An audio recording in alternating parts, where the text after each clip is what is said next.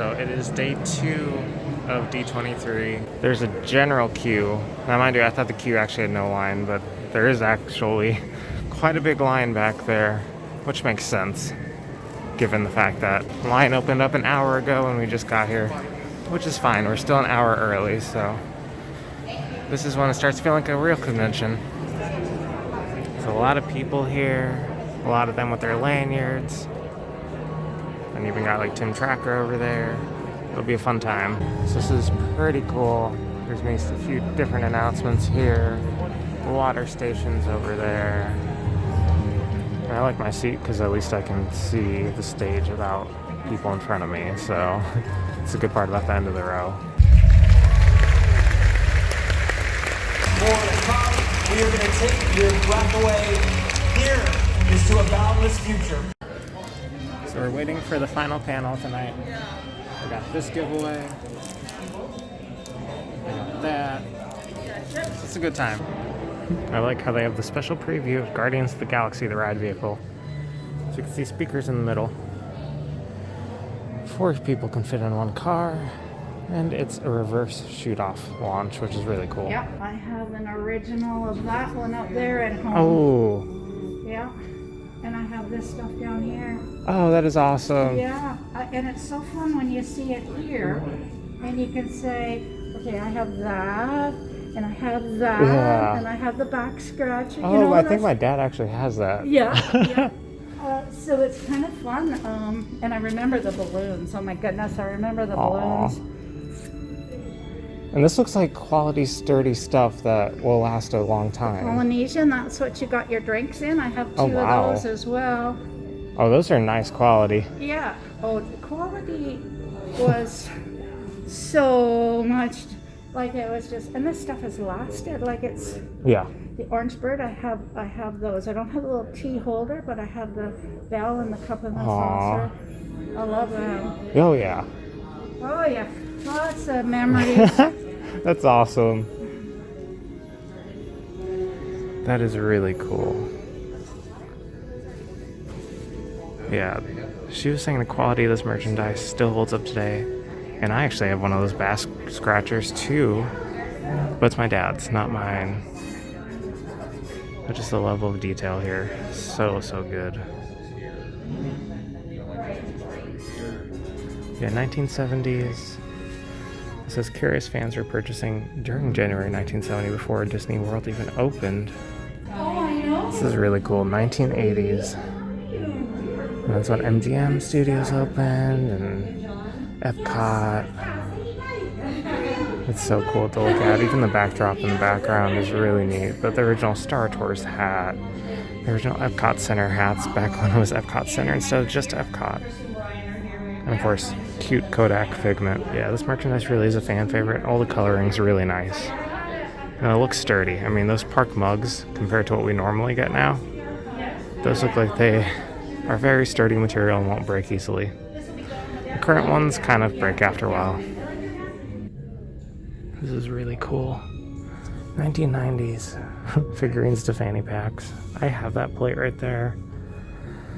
And yeah, I also have that Sorcerer Mickey.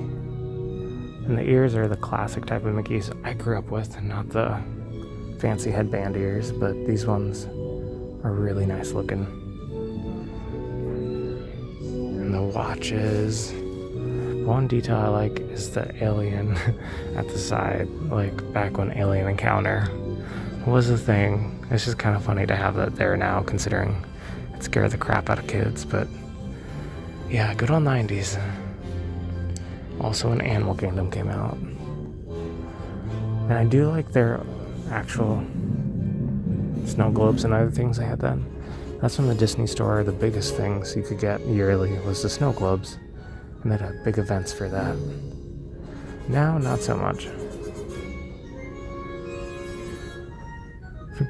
2000s and 2010s.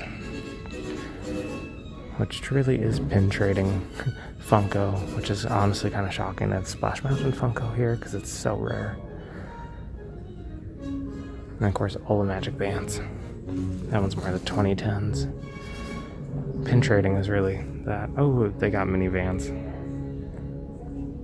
Okay, that's amazing. they have my minivans there. I am shocked. That is crazy. Yeah, so they're also talking about the start of the ear craze and the banshees and spirit jerseys. I mean, that's what we're used to now. Like, it's still going to be a few years before they switch over to the next popular thing, but yeah, I remember when Vinylmation was popular for a very quick 4 years, I would say. That's a fun time. But yeah, I'm just glad the minivans are there. That's really cool. And also the pins they have for a display. Those are really nice pins. Those are good quality. It's kind of funny having the Today section. There's not too much. But hey, it's really neat looking. I do like the iridescent kind of colors. I like the ears. I like the shirt. I also didn't realize that the bottom of their feet had little emblems on it, which is really neat. That's just something that kind of makes it more special, kind of like Andy putting his name on the bottom of the toys. But that is so cool looking. Just imagining the Dreamfinder on there with Figment. Oh, even the horns on the other side for all the imagination and one little spark. So magical. Oh man, this is so cool. I wish I could have seen it when it was like an actual ride instead of me where I've grown up with this current Figment ride, which is fine. But this one everyone says is magical and the original version was the best one, so this is some different figures and statues and other things throughout the years. And I love how Orange Bird is just kind of chilling at the side. But it does say it's for France on the box, but assembly is required. It's so cool looking. And on the video screen, they have different videos of how they're building different things. It's cool. So this is the Canada Pavilion. It's different. I'm just like, it wasn't like this yet. So that's where you enter Canada and go back to Canada 360, oh Canada. And Le Cellier is down there. It's really pretty looking. Like, out of most dioramas, this one's gorgeous. And here is the Disney Wish, which is where my friend makes magic. Just the level of detail is stunning. I mean, I like how the front has that giant Mickey there up front. That pool back there. Those are really nice. For cruise ships, those are really high quality. And then they also have the staging going on. I think David was saying right there. And that's where some of the shows happen. But the level of detail, really nice. And the little escape pods kind of look like the Nautilus ones, which is really nice detail. But that's exquisite level of detail from Epcot with the monorail coming out. Then going past Magic Kingdom with its own monorail. Space Mountain, Tree of Life, Tower of Terror. And even the Skyliners right there. Really cool. Then you got Germany over here, which is really cool. I also like the little shadow figures. Just only a few of them, but adds to the quality. I still wish they would have made the Rhine River journey, but hey, that's what happens. So this was from the Magical World of Barbie, which did not last very long in 1993. It's interesting that they had it. You can see some stuff from the Golden Horseshoe right behind. One of the details I love the most with the parrot is just the fact that he has an anchor on his stomach. And it just really emphasizes how Walt really liked to go above and beyond with teaching all of them. If you theme it, you get to theme it well. You can't just put a parrot there. It has to be themed well, which is really good.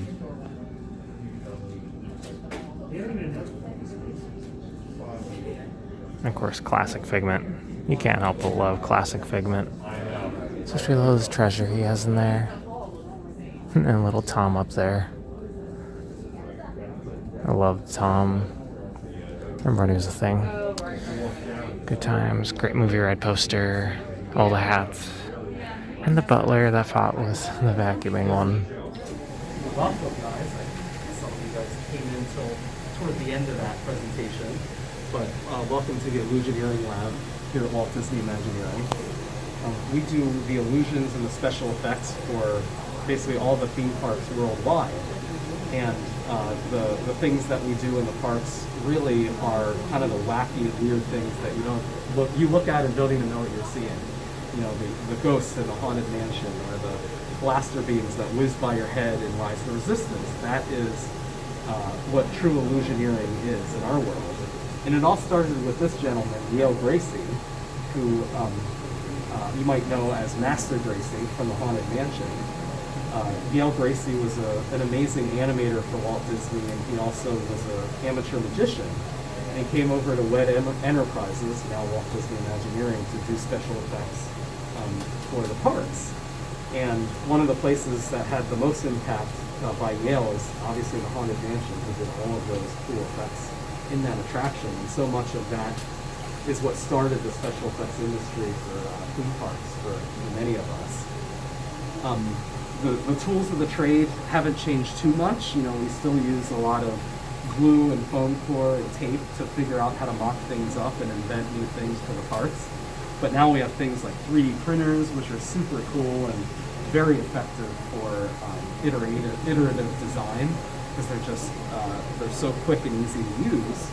Over here you can see I'm printing a helix. This is a neat little piece that if you video project on it and spin it really fast, you get kind of a hologram. Over here, obviously you can see a persistence of image version of a floating figment. We do a lot of things that look holographic here. Someday maybe I'll write a book, 100 ways to make a fake hologram. Over here, this is a neat kind of plastic that we discovered that is completely water clear until you hit it with ultraviolet light, or black light, and it turns red and becomes opaque. They make this that can turn green and blue and all these different cool colors, but it's completely clear unless you hit it with that light. So it made all of our minds at the lab kind of start spinning. Wow, what could we use that for? You know, that could be a really neat new effect out there. Over here, this is what I look like without a mask on, in typical form. And it's kind of a holographic head effect on glass, which is, again, we do a lot of stuff these days with Marvel and Star Wars, and you know the new hotel that's going to open, Tomorrowland, a lot of different cool things that are futuristic out there that need holograms. So we do a lot of those things as of late. As I said with Yale Gracie, who again our kind of founding father, he was a magician. One of the things with magicians is smoke and mirrors. So at Disney, it literally is smoke and mirrors. We use a lot of mirrors. This is such a cool example of an infinity mirror. I love to show this, and I play with this all the time. But what's so cool about this, it's 18th century technology, and you know, it's this super thin, magical thing that is just incredible. And you look at this with all the technology we have around us today, and you look at this and say, how did they do that? And that's the kind of stuff we love to play with. It doesn't always have to be 15 computers with the fastest CPUs in the world. It could be as simple as using a mirror in a brand new creative way. This is a 3D printed bat stanchion from the Haunted Mansion. Another cool process, we 3D scanned one at the park and printed our own out because we needed to do a mock-up. And I personally didn't want to be drilling holes in a giant piece of brass, so plastic seemed to be a little better of an option. And now we could print out as many as we need for our work group. You guys have probably seen Orangebird flying in here a few times.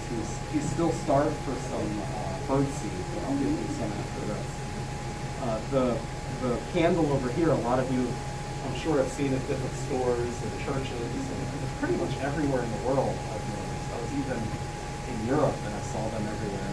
But these were invented actually by Walt Disney Imagineering, and we created them for the 2007 update of the Madame Leota scene here at Disney World, where you have Madame Leota finally lifting off the table and just floating around the room. We created these candles for that scene, and the company liked the illusion and technology so much that we licensed it out. Now you can buy them for your house, which I think is super, super cool. That's a very rare thing. As I was mentioning over down that way with the scary red phosphor over there, we use things from other industries and juxtapose them into our strange little world of Imagineering. This is a good example of that. This is an ink that's used to mark checks to make sure they're not counterfeit. And we found that when you shove it into a printer, and break a few printers along the way, as one does, when one finally works, you can print onto clear material and get kind of ethereal, glowing, holographic looking type things. This is a multi-layer kind of gag here, but it kind of got us all thinking, wow, there's definitely fun use where we can use something simple like that.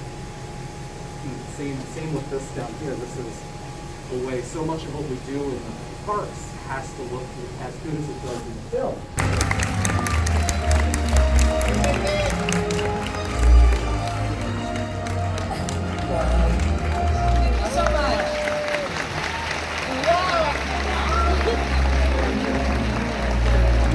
So it's nighttime right now at the TTC, waiting to head back to the car. But yeah, Hawkeye is amazing, and Kanto's amazing.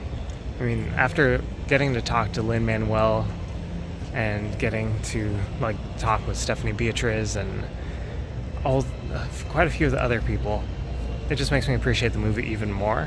So I'm super happy that I got to see it early before it even comes out. And I can't say anything about it because spoilers, but yeah, it's just, I really enjoyed it. I would get on Disney Plus. I don't know if I would go in theaters, because it's one of those you kind of want to watch it a few times just because of the music. But otherwise, yeah, it's a good event. Day 2's done. Long day. I got there at 7 o'clock, and now it is 11 p.m. And tomorrow I'm going to be back there at 7 a.m. Yeah, I'm excited for tomorrow. It was fun. Getting to hang with Stephen Miller and Tim Tracker for a little bit was enjoyable. So, yeah.